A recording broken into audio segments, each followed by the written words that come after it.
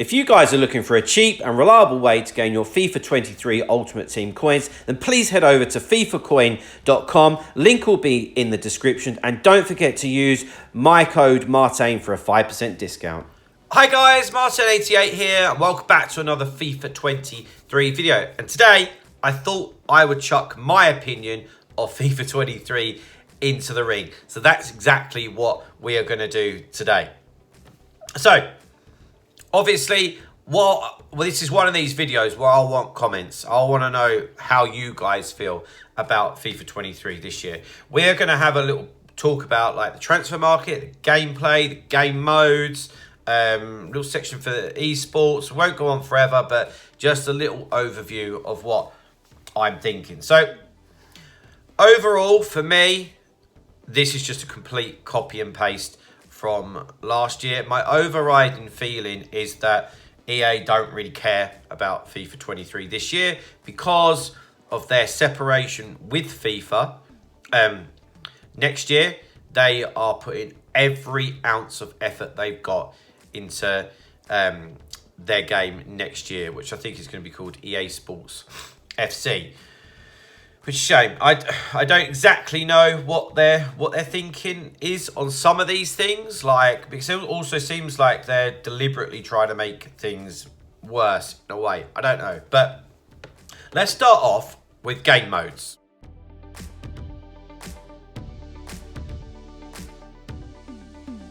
So game modes is exactly the same. We've got squad battles, rivals, foot champs. And obviously, we've got online draft and single player draft. I don't know what I particularly want, but there's no real change here. The same structures in all the game modes. I mean, I'm going to focus on squad battles particularly, but you know they've left that exactly the same. It's still 40 games, which is too much. The structure of rivals hasn't changed. The structure of foot champs hasn't changed. For me, draft, I don't even touch draft. Maybe you guys do. I'm not sure, but yeah, that just smells of, yeah, that'll do. Like I say, copy and paste. So for me, game modes is, 5 out of 10 at best, and that's me probably being kind. Just because there looks like there's no effort, there's no changes for the better, or a little something added. So yeah, that's my thought on the game modes.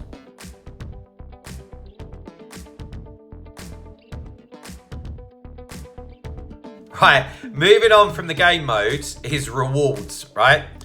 I'm sure a lot of you are going to have opinions on this. Now, I'm not actually one of them guys that I don't play for rewards, really. Like, I'm not that fussed. I'm a half-decent player. I can play with any kind of team. But I must admit that the rewards... this is what I don't like, is that the rewards are angling more and more and more, which I know some of you are going to be like, oh, you're an idiot. It's a business. They're trying to get you to spend money. I get it, but we've all spent money purchasing the game.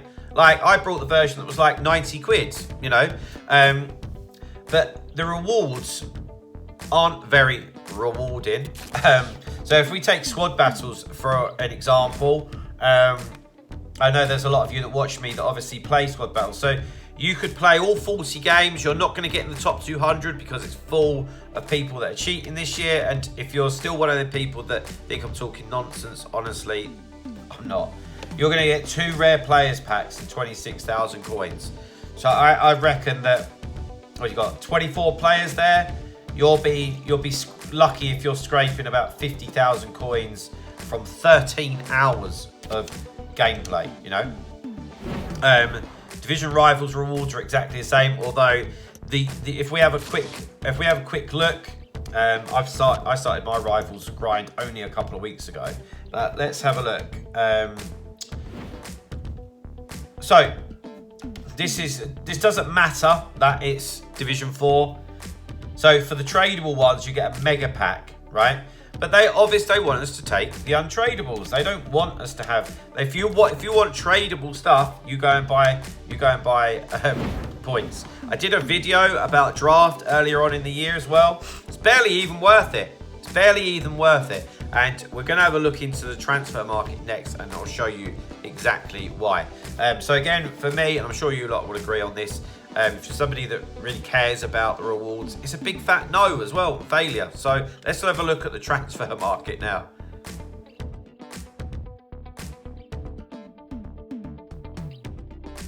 Okay, so the transfer market, for me, this could split opinion, all right? And if it means that you're having fun, then I'm in that camp. You know, I'm not too swayed one way or the other, to be honest. But one thing that I would say, right? The transfer market is extremely cheap for bog standard players, you know? Let's have a look at, say, Raheem Sterling, right? Who is a half decent gold card, right? If you was just starting, if you've got FIFA for Christmas this year, if you're going to get it as an example, and you're starting like 15,000 coins for a Raheem Sterling is hugely obtainable, and you've got yourself a half decent card. The problem with that is that then when you get rewards, if you've packed a Sterling who is a walkout, it's not worth anything. So therefore, the rewards that you're getting are just almost meaningless. And that goes on from the previous point that we had. So that's a little bit of a vicious cycle. Yeah, so I don't really know how I feel about that. I actually preferred it. This might not be popular, but when it was harder to obtain players, it seemed like there was a bit, you know, more to grind for, as an example. But the opposite side of the fence is that the best players are still very unobtainable. So if you have a look at Gold Mbappe, he's still over 1 million coins. Realistically, you're going to have to be very good at trading, or you're putting FIFA points in to get that. And let's have a look at probably the most desirable player in the game right now, and that's R9. Yeah, you're not getting them. So it's the transfer market has almost gone like that. The semi-okay players are absolute dirt cheap, and the best of the best are unobtainable. And I don't overly think that's a win-win for anybody. So I'd be very intrigued to see what you guys think about that. So yeah, that leaves us, that was the transfer market. I'm going to talk about two other things. I want to have a look at esports and gameplay.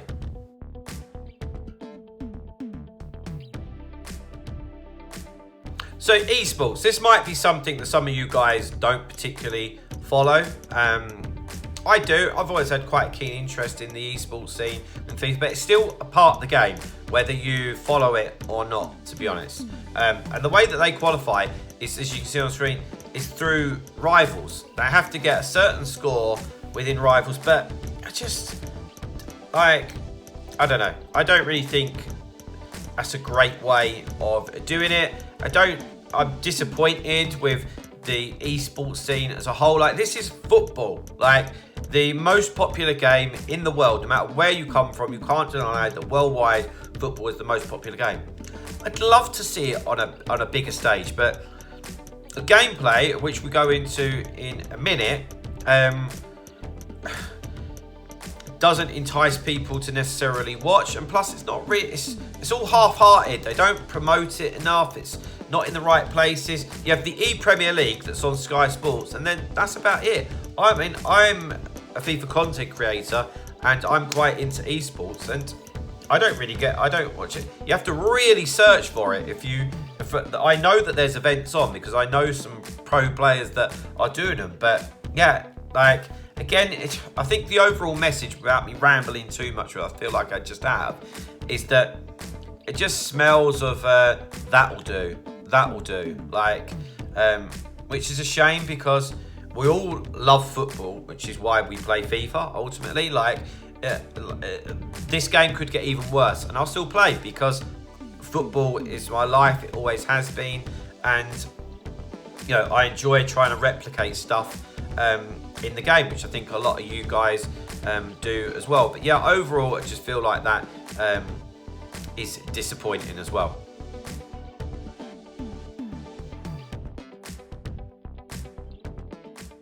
Okay, last point of the video, and it's gameplay. I could go on for ages with this, but I don't want to be too negative because there's loads of stuff that you could say or do. But again, I think my overall message with the gameplay situation is it seems to me anyway, again, that it's very much a copy and paste. And again, I'm going to repeat what I said, like a lack of effort, which almost seems like disrespectful to us. And I think it was maybe Nepenthes mentioned this before a couple of years ago. It was like, stop re-releasing a new game. Like, and have the game that's obviously free to play, and the microtransactions are how obviously they then make their money, and just build on it from there. You know, get something right and then go on to the new bit. I mean, I'm not into coding or anything like that. And I'm sure some of you guys out there are, and you'll put some messages in saying, I don't know what I'm talking about, which you might have a valid point. But just logic to me says, get something right, leave it, then move on to the next thing. And I feel like in every game cycle that I've ever played, I'm like, yeah, that's good. And then you start the new one and you're like, what have they done? Like, don't do that. So yeah, I think gameplay is much as it's always been. Like, you know, I don't want to jump on the bandwagon and say, oh, it's always bad, because I don't necessarily think that's true. But it is very repetitive. And what I mean, probably because I feel like it's quite copy and paste, to be honest. But yeah, I don't want to go on forever.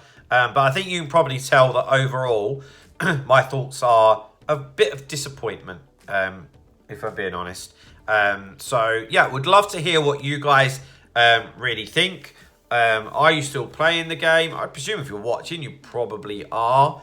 Are you still enjoying it? What are you liking? What are you not liking? All that type of thing. Have I got it completely wrong? And this is one of the best FIFAs ever. Just let me know. But yeah, guys, that is it for today. So please drop a like on the video. Subscribe to the channel if you haven't already. And I will see you guys very, very soon. See you later, guys. Bye-bye.